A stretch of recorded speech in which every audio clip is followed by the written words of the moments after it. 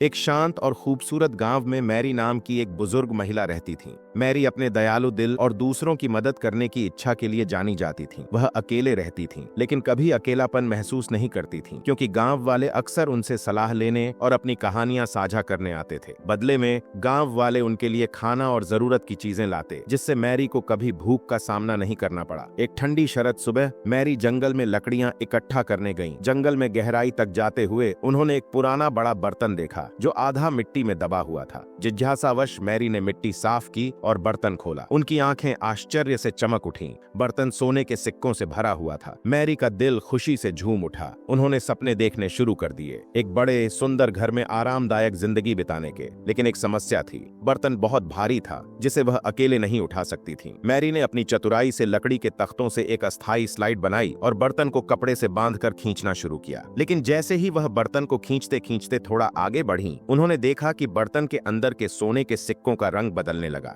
जब वह रुकी और बर्तन में झांका तो सोना चांदी में बदल चुका था। मैरी को थोड़ी निराशा हुई, लेकिन उन्होंने खुद को समझाया कि चांदी भी मूल्यवान है। वह आगे बढ़ती रही, ये सोचते हुए कि अब भी वह एक अच्छा घर खरीद सकती है। जैसे ही वह और आगे बढ़ी, चांदी फिर से बदल गई। इस बार वह लोहे में बदल गई। अब मैरी का दिल टूट गया, सारे सपने धुंधले हो गए। लेकिन तभी उन्होंने गहरी सांस ली और मुस्कुरा दी। मैरी को याद आया कि इस बर्तन को पाने से पहले भी वह खुश थी। उनके पास एक छोटा लेकिन आरामदायक घर था, पड़ोसियों का प्यार और उनकी मदद का सुख। उन्होंने महसूस किया कि असली खुशी धन दौलत में नहीं, बल्कि स्नेह और दयालुता में है। उन्होंने बर्तन को जंगल में ही छोड़ दिया और अपने घर लौट आईं। उस शाम जब वह अपने पुराने लेकिन आरामदायक कुर्सी पर बैठी, तो उन्होंने अपने दिल में एक ऐसी गर्माहट महसूस की जो किसी भी सोने के बर्तन से नहीं मिल सकती थी। मैरी ने अपने जीवन को पहले जैसा ही जारी रखा। वह अपने पड़ोसियों की मदद करती रही और उनके बदले में मिलने वाले प्यार का आनंद लेती रही। इस तरह मैरी ने साबित कर दिया कि असली खुशी हमारे भीतर से आती है। वह हर परिस्थिति में खुश रहती थी और यही बात उन्हें किसी भी सोने के बर्तन से ज्यादा अमीर बनाती थी। आप भी सीखें, हर परिस्थिति में खुश रहना और आभारी रहना ही सच्चा धन है।